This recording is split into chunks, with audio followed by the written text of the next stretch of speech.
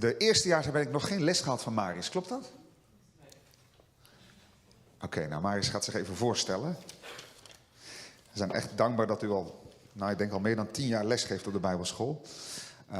Dus dat wordt een feestje. Dankjewel. Hij lacht zo, want ik kom uit Zuid-Afrika. En daarom zal hij naar jullie kijken. Jullie hebben 2 problemen vanochtend. De eerste is, kunnen jullie mij zien? Dan moet jij nu zo'n beetje uitschuiven, zodat jij mij kan zien. Ik kan niks aan mijn lengte doen. Maar één voordeel is, kinderen komen allemaal de wereld in klein. En soms zie ik kinderwerkers met een kind praten, dan staat dat arme jochie zo te praten. Het tweede probleem is Nederlands. Dus je hoort de uitspraak. Als jij door de ochtend ergens iets hoort en denkt van, oh nee, wat zegt die man? Steek je hand op, vraag dit, ik vind het niet erg. Er zitten zoveel anderen wat mij al kennen en zegt, man, hij bedoelt dit. En dan hopelijk komen wij aan het einde van deze dag. Kinderevangelisatie. Willen jullie jullie Bijbels open doen bij Psalm 78?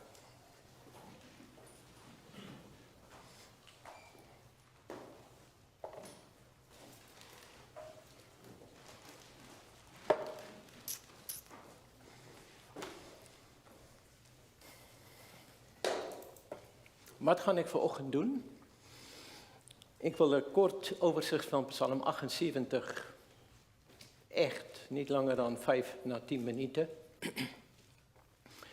En dan ga ik echt induiken van wat is het evangelie, hoe ik het aan kinderen kunnen overdragen. Nou is het jammer dat ik ziek was toen de vorige keer was, want dan zou ik al voorwerk gedaan hebben. Maar dan wil ik echt induiken en zeggen, hoe leg jij nou het evangelie aan een kind uit? En om jullie nou een beetje te prikkelen, kan jij rechtvaardiging maken, rechtvaardiging door het geloof aan een 8-jarige uitleggen. Zonder om de taal des Kanaans te bespreken, wat de kind jou zo aankijkt, waar heeft hij het over? En ik moet zeggen, luister alstublieft, want ik heb al hoeveel mensen gehad wat zegt, weet je maar eens, nu snap ik het eerste keer. Nou wil ik niet daarmee zeggen, jullie snappen dit niet, maar mag dit voor jullie ook duidelijker worden? Wat wordt bedoeld met rechtvaardiging door het geloof? Een onderwijzen van Asaf, mijn volk neem mijn onderricht ter oren, neig uw oor tot de woorden van mijn mond. Ik wil mijn mond met spreken open doen en van al oude verborgenheden doen overvloeien. Die wij gehoord hebben en wij weten en onze vaders ons verteld hebben. Nou, daar wil ik eerst beginnen. Een geweldige voorrecht die Asaf heeft. Zijn ouder, zijn vader, heeft hem het evangelie uitgelegd. En nou niet om het weg te halen van wie je ouders waren, maar weet je, ergens is de estafettewedstrijd, dat stokje van ouder tot ouder is dit gevallen. In heel veel weet niet, maar mag ik jullie vragen, hoeveel hebben gehoord toen jij misschien zelf een kind was, of vandaag nog, gaan bid maar daar veel om en vraag de Heer om je een nieuw hart te geven. En daar ga jij. En dan bid jij. Niks gebeurt. Nou, ik wil toch zeggen, oprechte gebed zal de Heer beantwoorden. Maar wat jammer dat wij als ouders en als kinderwerkers niet weten als een kind het stellen. Want het is waar, de Heer moet het hart openen, anders snapt hij niet. Maar om het eenvoudig uit te leggen, zodat het kind zijn vertrouwen op God kunnen stellen. En dan zeggen en wij zullen het niet verbergen voor hun kinderen, heel aparte constructie. Jullie zien daar hun kinderen, gewoonlijk in de Bijbel komt de uitdrukking naar voren. En wij zullen het onze kinderen. Maar hier is het hun kinderen. En jullie gaan straks zien waarom hij hun. Ik heb het gehoord, het is een voorrecht, maar ik heb een verantwoordelijkheid om het ook door te geven aan de volgende generatie.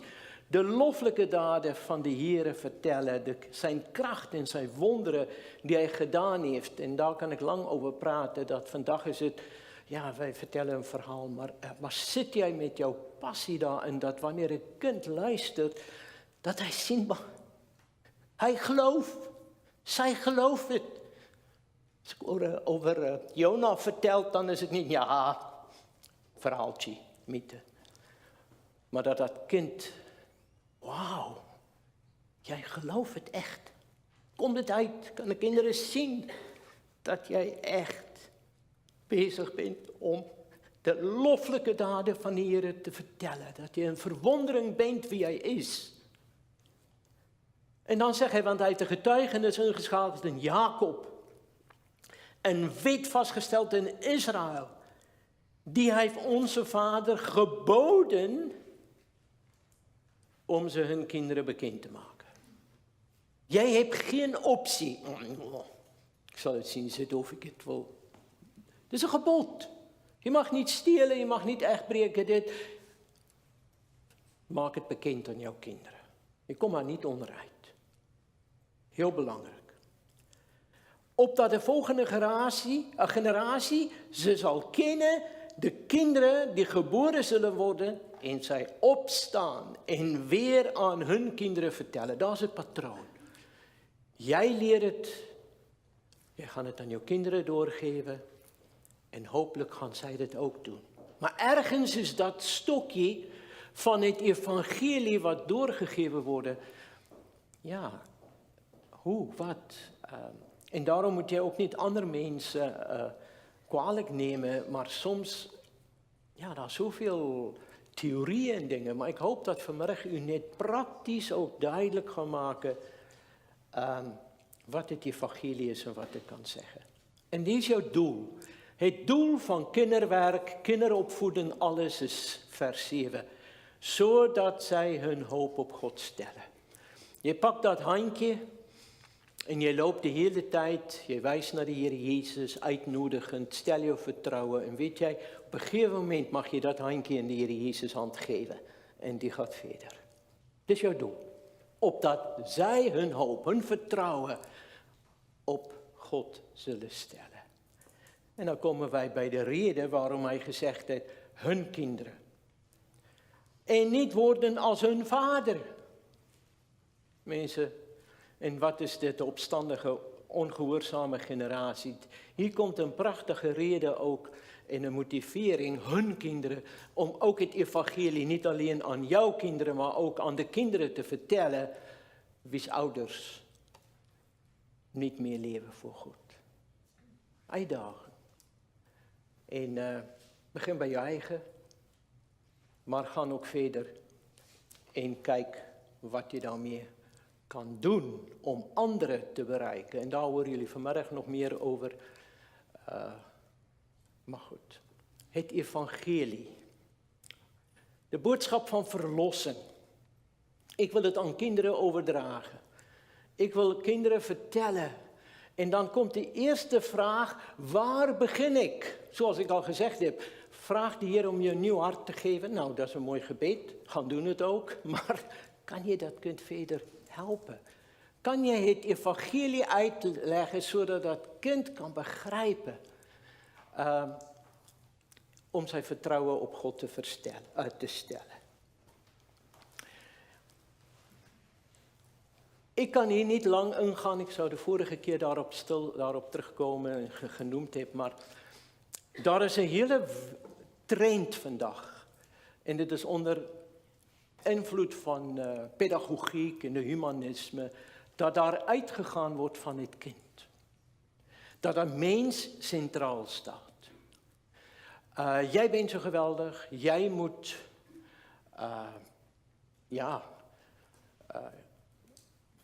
in de Heer Jezus geloven, want hij is gestorven omdat jij zo speciaal bent. Nou wil ik dit duidelijk zeggen, de kinderen van God zijn speciaal voor hem. Maar om dit aan de wereld te geven en zeggen van, wauw, Nee. Het gaat alles vandaag om de mens. En jullie gaan het straks ook zien. Nee, het gaat om verheerlijking van God. En dat jouw leven ook God moet verheerlijken.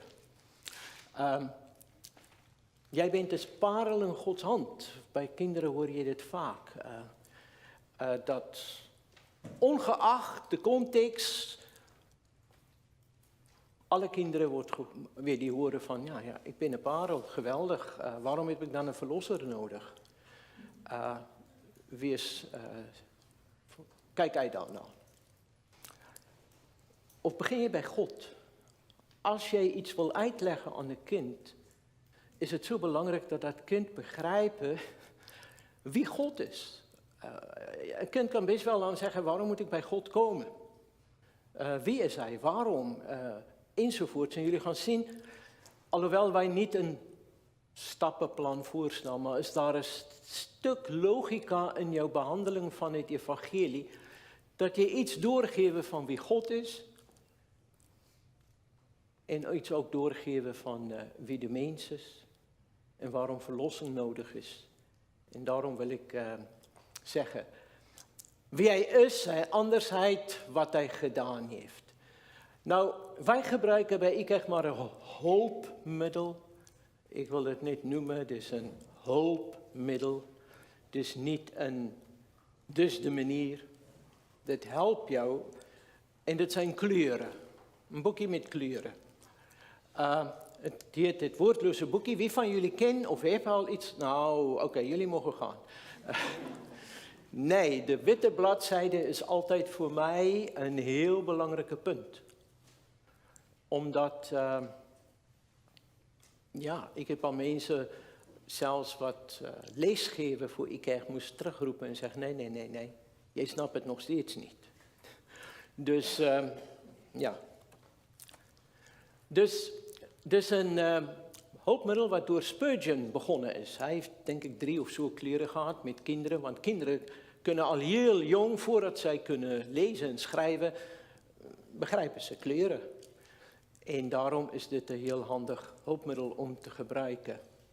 Daarom zeg ik kon nou niet ingaan op al die theologische dingen, zou ik vorige keer doen, maar nu ga ik naar de praktijk toe. Hoe ga ik die grote dingen van God bekendmaken aan kinderen? Nou, daar is een gouden bladzijde. En daar praat je over God. En een donkere bladzijde praat je over zonde. Je boekje klopt. De goud is hier en de donkere is daar, zul je straks zien. Jezus Christus. Rode bladzijde. En dan verlossing, komen wij bij rechtvaardiging. En dan de groene, waar wij heel waarschijnlijk niet aan toe gaan komen, is groei. Maar goed. Als wij nu gaan beginnen, als een kind, en ik ga nou uitleggend, maar ook praten met jullie alsof jij kind bent. En daarom kan je reageren alstublieft. Maar ik moet je waarschuwen, ik hoop aan het einde komt daar een tijdje dat ik zeg, oké, nu gaan jullie twee naar elkaar toe draaien, keren. En één gaat een kind voor een momentje spelen en jij gaat het evangelie uitleggen. En dan rijden jullie om en dan spelen anderen een kind. Dus niet van, ik ga nu slapen, indutten. Goed kijken, probeer te onthouden en zo kunnen wij dan verder gaan. Nou, als ik je kind zou vragen, waaraan doet goud jou denken?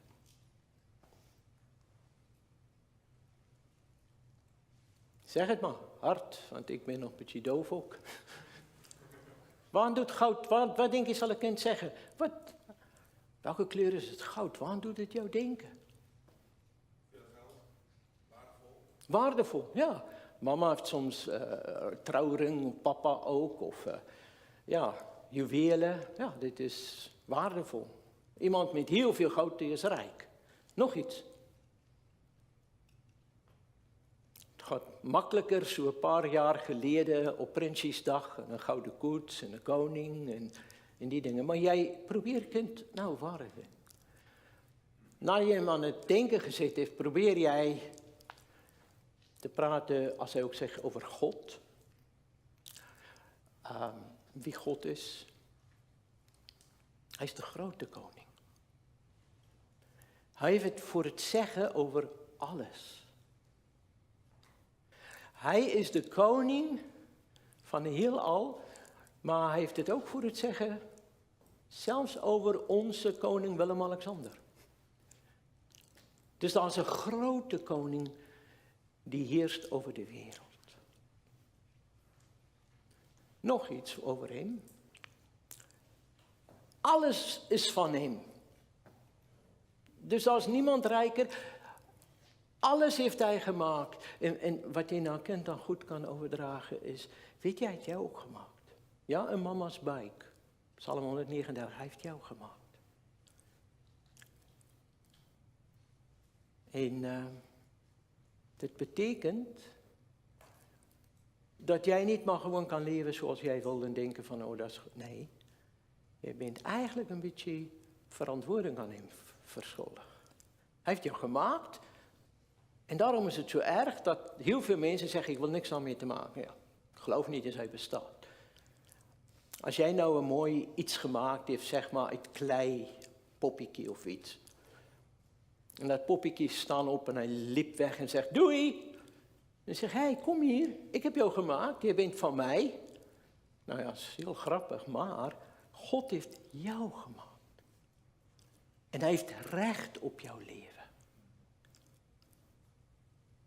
Dus jij kan niet zeggen van, oh, ik ga mijn eigen ding doen. Goed. Hij heeft de schepping, begin daar. Nou wil ik jullie nu al waarschuwen, het raakt pittiger, nee? Evolutietheorieën en al die dingen. Dat is niet de God, hij heeft ons niet gemaakt. Maar weer eens kan je over de schepping praten met het lieflijke, loffelijke daden van God waarmee ik begon. Ik hoop niet jij twijfelt. God heeft alles gemaakt. Ik herinner toen ik de opleiding van IKEG gedaan heeft in Zwitserland, die tijd ging ik terug. Ik ben voorganger, predikant, ik heb een collega en ik ging terug naar de gemeente. En ik zei tegen hen, ik ga voor 6 maanden niet meer zo gaan spreken en alleen 's avonds. Met de financiële man een soort van, oké, dit wordt minder, want mijn collega gaat preken. Ik heb met hem afgesproken. En wat ga jij doen? Ik ga een crash houden. Wat? Een dominee crash? Nou, daarvoor betalen wij jou niet, type houding, je weet. En ik herinner nog hoe ik met dat kleine ukkies daar door de tuinen van de gemeente gewandeld heb, alles bekeken. Alle mensen door de ramen kijken van wat doet die dominee nou daar buiten met de kinderen. Heerlijk. Jouw beste onderwijzers moeten eerste inzetten in het leven van een kind. Wij zijn allemaal met postmortem bezig. Nadoetse onderzoekie bij 18 jaar oud. Wat kunnen wij nog doen om hen bij het geloof te houden? Omdat heel veel mensen de idee heeft, ach, krijg iemand om de kinderen bezig te houden. Nee hoor. Krijg de beste onderwijzers, mensen wat daar hun passie en hun hart kan uitstorten naar de kinderen toe. Want als jij dit niet doet, gaan al die tv-persoonlijkheden en filmpjes en dingen, die neemt de plek in. Maar word jij de rolmodel? Word jij wat naar Jezus wijst voor hen belangrijker? Heel belangrijk om met de kinderen ook te praten, om te zeggen, weet jij, God is zuiver. Haal jij goud zo uit de aarde, zo'n mooi staafje goud? Nee, moet je ze begeleiden. Dit is onzuiver als het grond tussen en dat moet gelouterd worden. Dat gaat door een proces onder veel hitte en dingen en het wordt gezuiverd en uiteindelijk blijft het goud daarachter. Maar God is dit niet nodig gehad. Hij is puur, hij is zuiver. En dit betekent, hij kan geen verkeerde dingen, ik zal niet nu al zonde het woord gebruiken, want je gaat het straks uitleggen wat het is. Maar alle verkeerde dingen. En ik ben niet tegen om aan kinderen over zonde te praten en bij naam te noemen. Maar dan moet ze weten wat het betekent. Hè? Want hun idee van zonde is, ik heb koffie op mijn boek gemorst en wat is zonde? Nee, dat is geen zonde, dat is een ongeluk. Dus zuiver geen zonde. En hij is heilig. Hij is anders dan wij. Hij is geest. Hij is hier aanwezig. Hij weet wat jij denkt. Maar hij haat de verkeerde dingen. Jij kan niet bij hem komen terwijl jij bent wie jij bent. Met alle verkeerde dingen in jouw leven.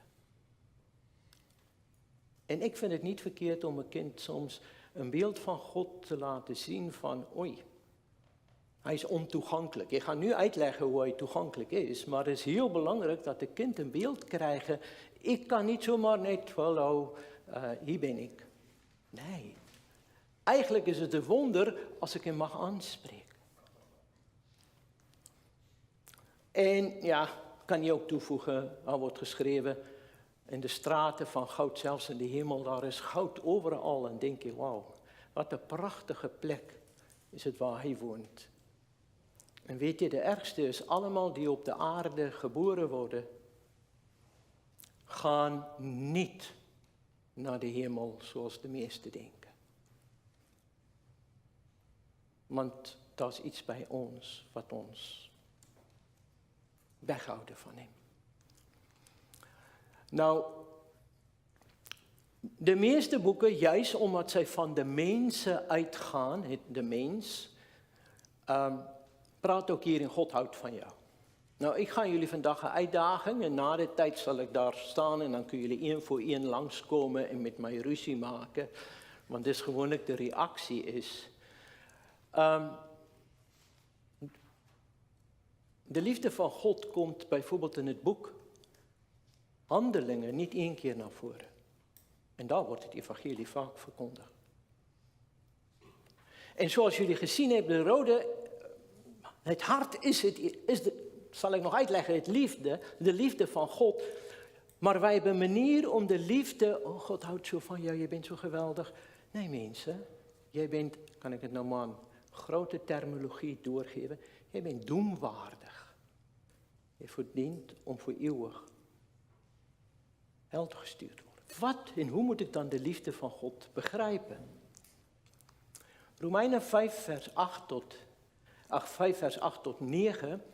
En in de context daar komt het dat de Heer zegt, hij zal nog iemand, zullen wij ons leven voorgeven die belangrijk is of een goede mens of zo. En dan denk ik altijd aan een oorlogssituatie. Jij bent kameraden, ja, ik ben in Zuid-Afrika geweest en ik moest ook dienstplicht doen.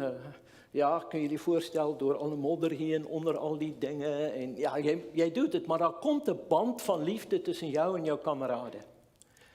En als jij bijvoorbeeld in een situatie zou komen waar iemand een handgranaat gooit, en hij valt hier tussen jou, dan hoor je vaak dat iemand gooit zichzelf daarop en hij is dood, maar hij krijgt al dat stukken.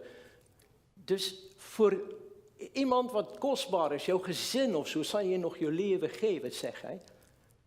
Maar dan komt hij dan met de grote maar God bevestigt of bewijst zijn liefde voor ons daarin dat Christus voor ons gestorven is toen wij nog zondaren waren. Nou, als dit jou niet jouw wenkbrauwen zondaar, begrijpen wij wat de zondaar is? Een verfoeilijke, iemand wat niet dicht bij jou mag komen, want jij bent afstotelijk als zondaar voor God. Maar hij heeft niet zijn zoon naar ons gestuurd om te sterven, omdat wij zo bijzonder zijn. Dit is de wereldse inzicht van liefde. En kijk mooi naar evangelisatiewerk, hoe vaak komt dit in. Omdat jij zo is, ik heb al zelfs iemand gehoord wat zegt, God kon niet anders, want hij houdt zo van jou en daar moest Jezus sterven. Nee, wees voorzichtig. Het is niet een omdat liefde, maar een ondanksliefde. ondanks wie jij bent. God bevestigt zijn liefde. Nou, om het heel praktisch te maken, wie van jullie zou op een handgranaat gaan vallen als, ja, hoe noem je die persoon? Hitler. Als jij in een vertrek was en jij dit voor hem doet, nee, jij zal vluchten. Of als hij gepakt wordt, ga je zeggen, hij moet straf krijgen. Maar God heeft een andere houding. Hij kijkt naar mensen en hij weet, wij zijn zondaren. En ondanks wie jij bent, is Christus aan het kruis gegaan. En kijk uit ook voor voorbeelden die wij gebruiken. En jullie hebben het ook al gehoord, dat aangrijpende verhaal van, dat is een trein wat aankomt en een kind, je wil dat horen, en de vader is de treinwachter. En hij moest de spoorovergang bewaken en het kind viel daar en ik weet niet alle feiten. En dan moet hij besluiten, zal ik dit doen, maar ik zal maar mijn kind opofferen. Nee, Christus heeft zijn leven gegeven, bewust. Dus niet iets die hem overkwam in die tijd. Dus kijk uit voor verkeerde begrippen daarover. Nou, ik ga over de liefde praten, maar ik denk niet, dit is de plek om direct te beginnen. Want het kind begrijpt liefde niet. Voor de een kind zeg je, mijn vader, Jezus houdt van jou. Oké. Ja, mijn oom zegt dit ook wanneer hij mij molesteert. Hij moet begrijpen wat de liefde is, wie hij is en wie God is. Dus alles ook de zonde, moet uitgelegd worden. En nu komen wij daarbij. Dus, als ik met kinderen ga praten, ga ik uitleggen wie God is. En jullie komen uit kerken en dingen, je zou best wel nog veel meer hierover kan uitleggen. Maar dat is een probleem en daarom is de zwarte bladzijde aan het einde. Wij wandelen in de duisternis. Dus het is geen zwarte bladzijde. Want jij kan voor alle praktische doeleinden een zwarte jochie voor jou hebben. En dan denk jij, het is afgelopen met mij. Ik ben zelfs uiterlijk zwart. Nee. Wij wandelen in de duisternis, praat de Bijbel. Het volk heeft het licht niet gezien. Wij wandelen in de duisternis. En als een kind kijkt, ik wandel in de duisternis. Kan jij God zien? Nee. Hoor jij hem praten zoals wat Adam en Eva? Nee. Daar is iets gebeurd. En de Bijbel noemt het zonde. Dit heeft een scheidsmuur geworden tussen jou en God. Dus bijna als een ongeneeslijke ziekte die wij overdragen van mens tot mens, papa naar jou, jij naar jouw kinderen ooit. En weet jij, het slecht nieuws is, je gaat daaraan dood. Partij mensen ook 80 jaar geleden, maar allemaal gaan dood. En dus als gevolg van dit wat de Bijbel noemt, zonde. Allen hebben gezonde, en derven de heerlijkheid, maar ook, loon van de zonde is de dood. Geestelijk dood, maar uiteindelijk ook lichamelijk. En dit is in jouw leven. Hoe weet jij of jij dit hebt? Nou, jij kan heel veel eigenschappen van zonde noemen, maar wij hebben het afgeschaald naar een paar. En ik wil dit, denk ik, is heel belangrijk dat de kind dit begrijpt.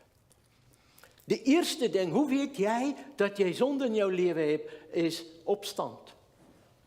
Dus rebellie, dit is, ik wil mijn eigen baas zijn. Heb je al aan mama gezegd, als mama voor jou zegt, luister, ruim dat op, doe ik lekker niet. Dit is een bewijs dat die zonde in jouw leven is. Jij wil geen gezag accepteren over jou. Jij wil geen baas zijn, iemand baas laat zijn over jouw leven. Jij wil het zijn. Dus zonde gaat ook niet alleen daarin, maar ook tegen God. Als de Heer zegt, gehoorzaam papa en mama, zeg je, lekker niet. Dit is zonde. Dis wat hy in jou leven, en mensen laten wij eerlijk zijn, dis wat met ons ook gebeurt. Ik verstom mij soms over de rebellie onder ons als christenen. Kan ik mij neerleggen bij dingen waar het niet over mijn geloof en de eer van de Heer gaat, dat, ja, oké. En ik ga nou niet praten, maar jullie voelen het, ik voel het ook. En vanochtend met Leander gaat over, ja, al die richtlijnen en die goeders. Je weet, hoe moet ik, het is lastig. Maar toets jouw hart, is dit rebellie? Of gaat het over de eer van God? Maar het zit in ons. Volgende ding wat heel belangrijk is is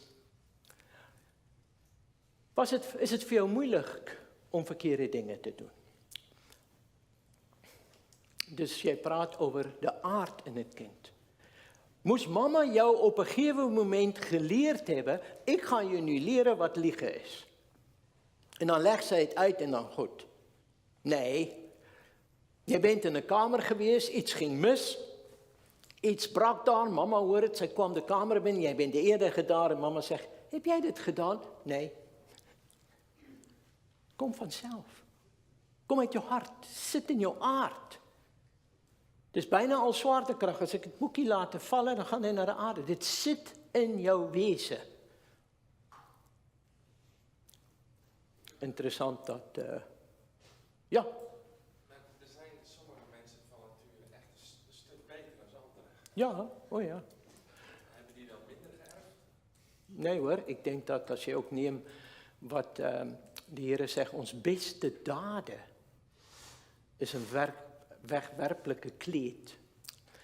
Ik moet mij nou niet te veel laten afleiden, maar ik ga gauw iets noemen wat met mij gebeurd is in de club. En ik hoop dit zal jou antwoord geven. Het was nogal een club waar er 3 kinderen of 4 kinderen bij gekomen zijn. En ik dacht, moet ik doorzitten? Nou, moet zeggen, ga maar naar huis of nooit doen. Al is er 1, je gaat door met hem. En wij hebben een lees verteld. En aan het einde van de lees, ik weet dat 2 kinderen hebben hun vertrouwen al op de Heer gesteld en 2 niet. Er was daar een werkje, een verwerken. En zij moesten met een rode pen schrijven welke goede dingen doen zij. Nou, ze hebben alles opgeschreven, een hele lijstje, weet. En toen zeg ik, oké, aan de andere kant, met een rode pen schrijf jij welke verkeerde dingen doet je. Nou, het is interessant hoe minder wordt al neergeschreven. Maar de niet-gelovige kinderen hebben niks geschreven. En toen ik ook begon te schrijven, hij zondigt ook nog. Je weet, soort van, Marius kan toch niet ook verkeerde dingen doen, maar ik schreef. En dan kennen jullie dit ook, dan krijg je zo'n doorzichtige rode papier. Ik weet niet wat noemen jullie dit, maar je kan dat doorzien ook. Maar leg jij dit, is een vorm van een kruis, over beide kanten. Dan zie je dit niet meer. Want heel veel mensen denken, door mijn goede werken, God accepteert het. Nee, hij accepteert zelfs die dingen niet, want de motivering of wat ook al, het is een wegwerpelijke kleed om bij hem te komen. De enige is Jezus Christus. Op menselijk niveau, natuurlijk. Ik heb ook al, denk ik met Leander ooit gepraat, gezegd, het is voor mij een van de moeilijkste dingen om in Nederland, in de humanistische land waar daar is, voor christenen te zeggen, laat jouw leven zien dat je een christen bent. Hallo. Als er iets fout gaat bij mij thuis, dan komen mijn niet-gelovige buren eerder om mij te helpen. Dit is niet zo. Maar dit maakt niet, misschien de motivering of wat ook al, dat ze bij God goed staan. Wij kijken anders. En daar wil ik zeggen, zijn de bergreden, de zaligsprekingen van de Heer Jezus het verschil van de karakter van een gelovige tegenover mensen wat goed doen. Dus kunnen wij over praten. Goed. Is het moeilijk te zondigen? Nee, kom met je aard. Maar nou net om daarop terug te gaan, Amanda en ik heb een, nou moet ik voorzichtig zijn, een goede vriendin. U kan niet geblokkeerd worden, nee. Nee, goed. Maar net een goede vriendin, wat wij al jaren mee bezig zijn, zij is zo goed. Toen wij corona had, stond zij eerst bij de deur. Corona. Met een bosje bloemen. Begrijpen jullie? Maar wel niks met de Heer. Absoluut niks. Als je begint te praten, wordt ze zo rood. Dat is een verschil. En daar zit een groot ding van die katholicisme. En door mijn goede werken komt het goed. Nou, triest. Heb jij sommige dingen gedaan? De universaliteit van zonde. En hier is een belangrijk moment als je met een kind praat. Als je hem vraagt, doet jij ook verkeerde dingen? En hij zegt nee, dan kan je niet verder gaan. Want waarom heb je een verlosser nodig als je niet weet, je hebt een probleem? En dan vraag bijvoorbeeld wat of zo, maar dat hij ook begrijpt, allen hebben gezondigd. Ik, papa, mama, jij, allemaal zondig. En dit moet het kind snappen. En de een waar allemaal een beetje moeilijk over doen, is dat hij ook aan het kind zegt, zonde verdient straf. Als jij stout was, ga je in het hoek. Maar sommige kinderen kan zeggen, waarom moet ik straf krijgen? En dan kan je een voorbeeld nemen. Iemand steelt jouw fiets. En de agent komt en hij brengt de fiets terug, maar er is alleen een bel en hij is stuk. En daar is niet meer, eigenlijk de banden zijn eraf en alles. En hij zegt, wees blij, hier is iets van jou. Dus jij bent terug. Dan ga je zeggen, nee, dat is niet eerlijk. God is rechtvaardig, hij kan de zonde niet over het hoofd zien. Hij mag niet. Maar dan gaan allemaal zeggen, dat is niet eerlijk. De zonde verdient straf. En afhankelijk van het leeftijd van een kind, dat je zo'n kind ook zegt, en als je niet gereed wordt, wat ik straks ga uitleggen, ga je voor eeuwig Gods straf ervaren. Nou zegt mensen, daar praat je niet met kinderen over. Mensen hebben ja gezien, misschien niet onze kinderen, maar waarna kinderen kijken op televisie en YouTube. Dat is vreselijk. Maar de Heer Jezus heeft voor een 6 tot 8-jarige kind, in Mattheüs 18, Marco gaan daar ook een en ander over zeggen, heeft hij gepraat over de hel zoals wat zelf ik het niet zou doen. En daar zegt hij, ruk je hand af, ruk je oog uit, voor je in de helse vuur eindigt. En dat kind staat naast hem. Nou, iets om over na te denken. Misschien, ik zeg niet wij moeten zo praten, maar om een feit van, als je niet in de Heer Jezus gelooft, ga je voor eeuwig van hem gescheiden zijn en afhangende van de leeftijd van een kind, ja, ga je hel toe. En dat is een plek waar je niet wil zijn. Ik kan hier niet diep op ingaan, maar in onze cursussen praten wij dieper hierop. En nou, dit is nogal een verhaal. Ik ben hier, God is daar. Wat kan ik doen? Nou, aan de ene kant kan jij niks doen, maar daar is iets voor jou gedaan. En dan kan jij komen hier en zeggen van, deze bladzij gaan die twee plat slaan. Dat er weer mogelijkheid is. Waaraan doet rood jou denken? Kom ik hoor bij jullie. Waaraan doet rood jou denken?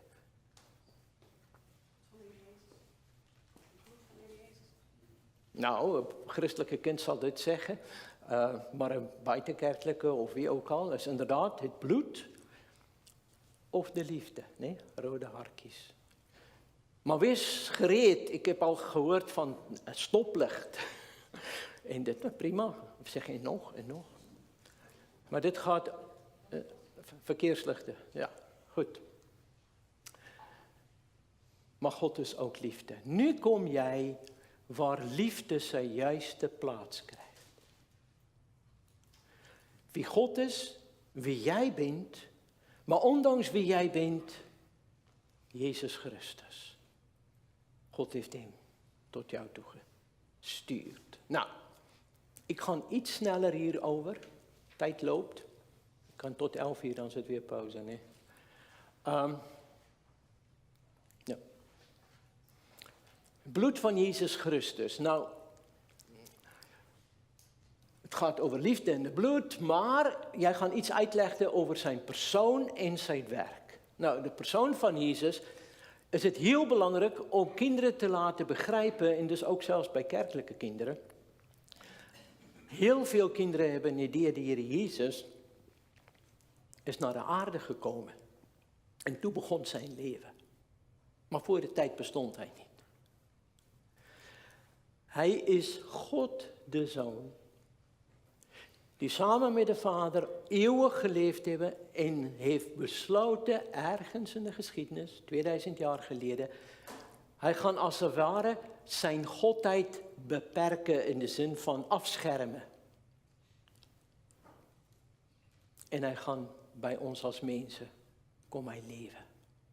Hij komt hier, als het ware als baby geboren. Dus het is niet dat hij voor die tijd niet bestond. Hij was er, maar hij heeft als het ware een menselijke natuur, menselijke lichaam aangenomen, terwijl hij God was. En hij is hier bij ons komen wonen, voor 33 jaar. Nou, dit is nogal iets dat jij, wat God de Zoon was, in de hemel, prachtig, bereid was om naar de aarde te komen, waar de mensen boos en vol zonde zijn. Dus zal jij in een vieze dam gaan, waar de slijk en dingen zo gaan en zeggen, heerlijk, ik ga daar zwemmen. Nee, dat is vies. Dus bijna wat de Heer Jezus, hij kwam hier naar ons, op ons niveau. En hij kwam hier leven. Hij was zo oud als jij. Hoe oud ben jij? 8 jaar, 9 jaar? Nou, hij weet precies wat het is om gepest te worden en alles. Maar de belangrijke is, hij heeft geen zonde gedaan. Nou, ik weet niet of wij als ouders doorhebben dat de moeilijkste in het huisgezin voor Maria was om met Jezus om te gaan. Perfecte gehoorzame kind. Willen jullie mij helpen om, wij weten er zijn uiteindelijk zo'n stuk of 7 kinderen geweest, minimaal. Maar zeg maar op een gegeven moment 5 van die kinderen. En willen jullie mij helpen om de bestek klaar te zetten, wij gaan eten. Goed mama. En de andere, oh heilig, oh heilig. Wij gaan iets doen. Ik doe niet meer wat verkeerd is. Nou. En Marcus, is het Marcus hoofdstuk 2 of 3, 2 denk ik, kwam zijn familie zelfs naar de Heer Jezus, omdat zij dachten hij is buiten zichzelf geraakt. Ze willen hem wegnemen. Dit is, je kan zien de strijd ook wat heel waarschijnlijk in dat gezin afgespeeld heeft met de heilige kind, wat niet zondig en wat alleen voor God wil leven. En zijn broers en zusters geloofden niet in hem tot veel later, na zijn opstanden. Bijzonder. Dus hij heeft niets verkeerd gedaan. Kan ik lang mee bezig zijn, maar zijn werk is ook belangrijk. Hij is naar de aarde gekomen, want God is rechtvaardig, omdat een mens, de mensen gezondigd heeft, moet God ook de mensen straffen. Als jij nou iets verkeerd gedaan heeft en papa zei, nou, ik ga jou straffen, dan zeg je, nee, stuur maar ons hond op. Ik ga lekker verder spelen. Nee, jij hebt het gedaan. Jij moet de straf krijgen. Je kan niet zomaar een hond zeggen. In hetzelfde zin van, God heeft hem, wij als mensen hebben gezondigd. En de mens moet de straf voor de zonde dragen. En daarom is de mensheid van Jezus ook zo belangrijk, dat jij dit niet kan zeggen, oh, was hij nou echt mens? En Jezus nam de straf op hem. Nou, dit is van de moeilijkste begrippen voor een kind. Waarom? Omdat kinderen vandaag eigen schuld, dukkebult. Maar dat iemand de straf neemt van iemand anders, ja, dat is eigenlijk niet meer te kennen. En er zijn een heleboel verhalen. Ik heb hier 2 op. Ik geef een verhaal van mevrouw de Wit met plaatjes bij, maar het is een kip, een hen met kuikens. Haar kleine kippietjes, hoe zou je het zeggen. En zij was daar op de boerderij. En altijd, en de boer was zo weg, loopt zij met die 7, 8 kleintjes daar achteraan. En ze waren nog heel klein. En de volgende moment kijkt de boer uit de raam en hij zag, oh, hier komt een veldbrand aan. En hij reed naar buiten, waar is de kip, waar? Kon hij niet vinden. En uiteindelijk vond hij de kip. Daar ligt zij, verbrand. En hij zag 2 of zo, 3 van die kleintjes ook verbrand. Maar hij pakt haar op. En wat was zijn verbazing toen onder haar de rest uitkwam in zijn leven. De eigenwijze, die is niet ontkomen. Maar de kip gaf haar leven om de andere.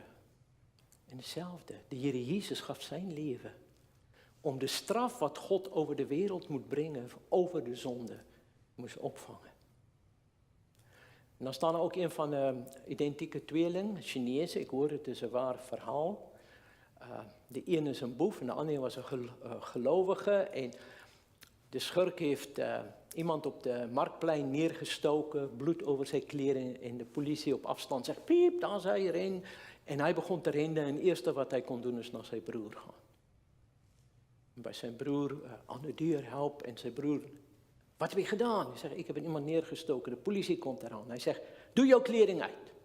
En ga verstop je in de kast. Nou, jullie weten wat er gebeurd is. Een hele herrie. En toen hij uitkwam, toen zag hij maar, hier lag de schoonkleren van mijn broer. Maar mijn kleding zijn weg. En ze zijn een identieke tweeling. Dus zij hebben hem gepakt alsof hij dat doet. Hij heeft zijn leven gegeven voor zijn broer. Dit is wat de Heer Jezus doet. Dus hij gaf het.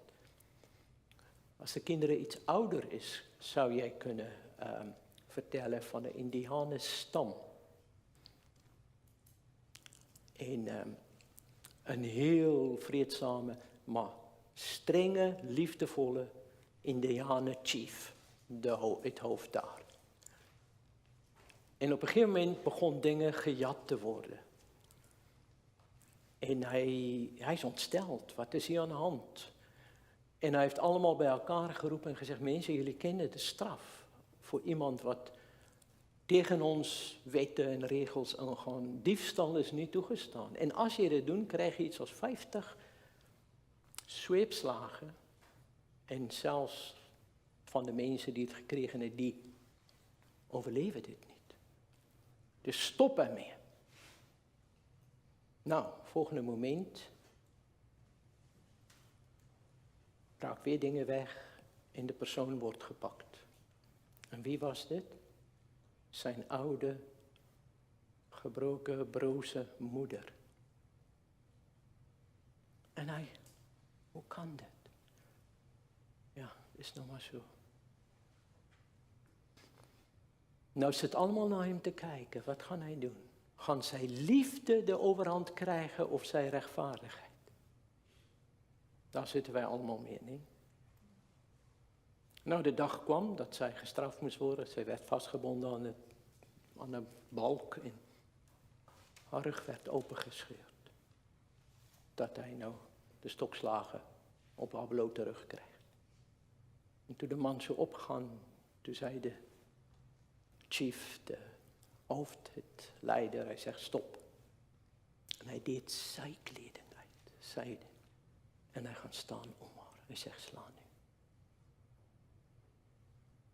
Dit is wat Jezus Christus voor ons gedaan heeft. Hij kan niet zeggen, oh, is niks. Maar Vader, straf mij.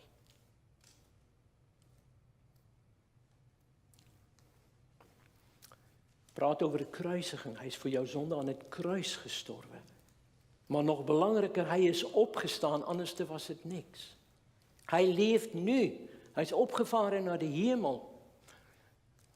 En daar is hij. Hoe kan jij ook bevrijd worden van jouw zonde?